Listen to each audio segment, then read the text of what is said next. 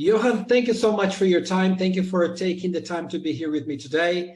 And it's great to see you again after a few months back in London, right?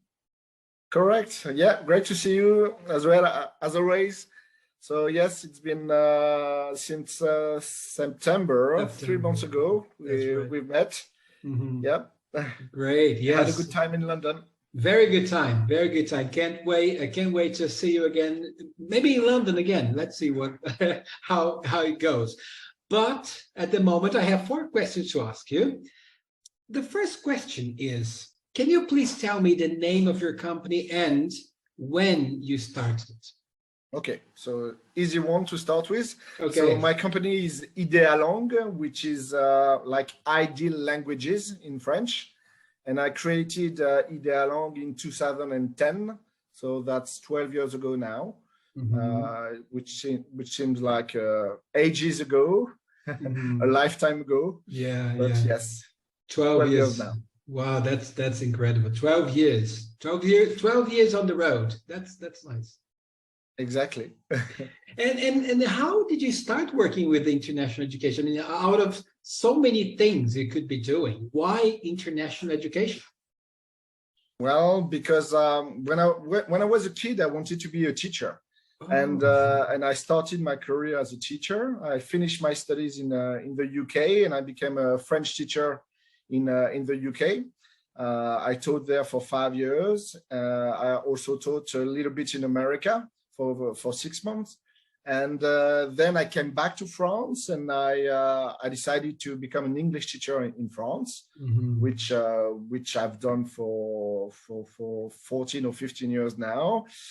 Even if I'm saying now, I shouldn't be saying now, because I stopped with my teaching in 2019 to concentrate 100% behind the agency. Because before the pandemic, the agency was growing, which was fantastic, but I didn't have the time to teach anymore. So now it's 100% of my time for the agency, for IDEALANGUES.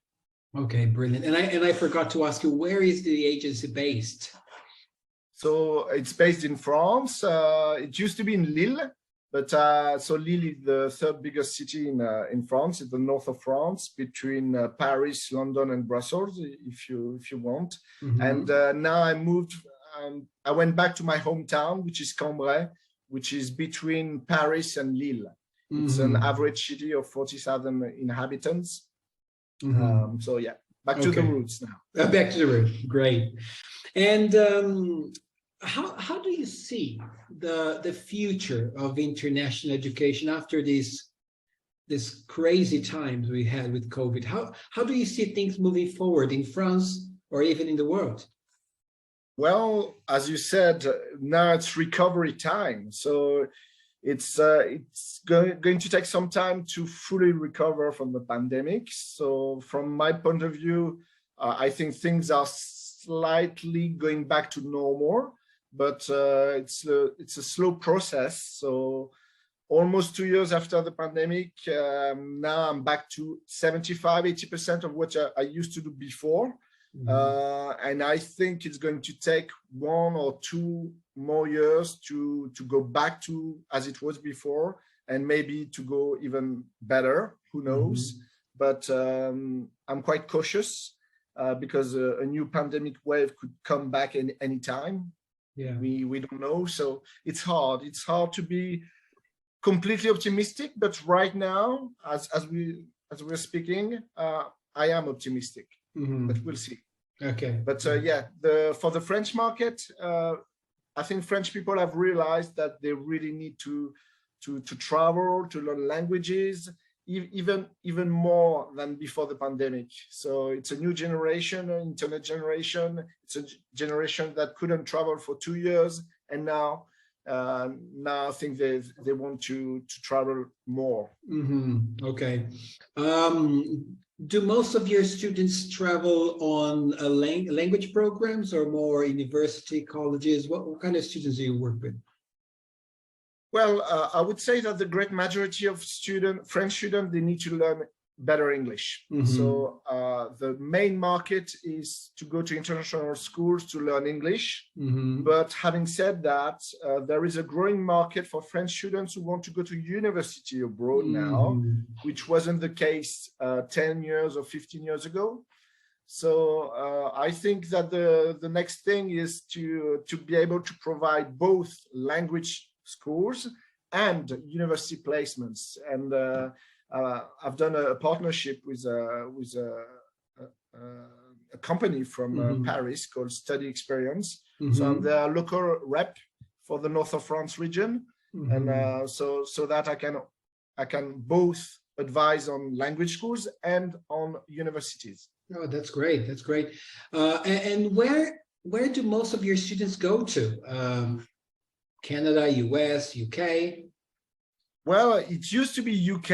I think it's. I would have to have a better look at the numbers, but since Brexit, obviously, less than before. I would say that now Canada is definitely a huge market for French people, because they want to go outside Europe, and Canada is much cheaper than the US.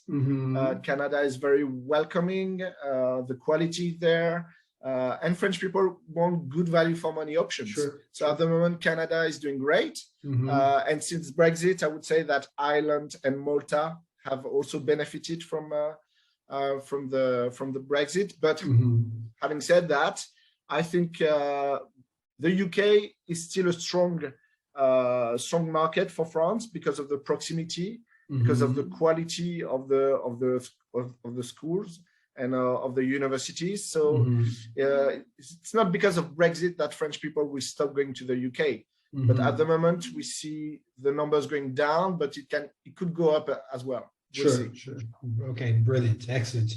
Okay, the last question is, what is one important lesson that you learned in your 12 years on the road with education that you would like to share, or that you could share with us and the other fellow CPIEA members?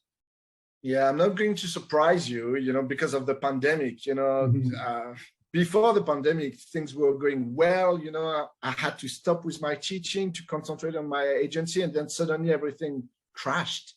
So what I learned is, things can go very quickly.